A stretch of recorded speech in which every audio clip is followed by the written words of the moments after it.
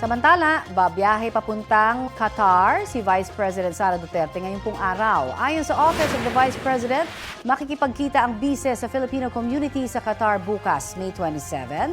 At mula po sa Qatar ay magtutungo ang bise sa The Hague, Netherlands, kung saan nakakulong ang ama niyang si dating Pangulong Rodrigo Duterte.